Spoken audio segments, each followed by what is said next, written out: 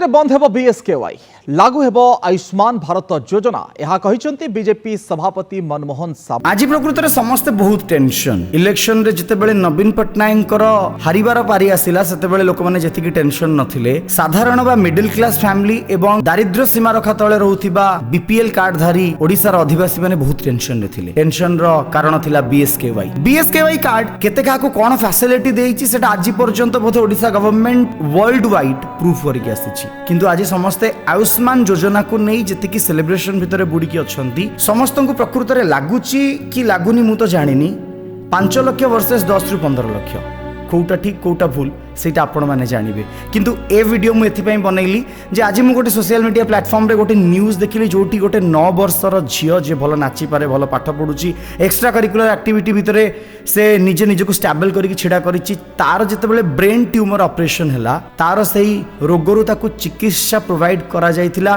BSKY card through रे। तो एटा तो समस्तन पई गोटे खुशी रो कथा। तो आ ऊपर पॉलिटिक्स हबाटा केते दूर ठीक आउ केते दूर भूल सेटा सोशल मीडिया प्लेटफॉर्म सहित जड़ित थिबा प्रत्येक ओडिसावासी निहाती कमेंट आउ कम्प्लीमेंट रे शेयर करंतु। जय जगन्नाथ।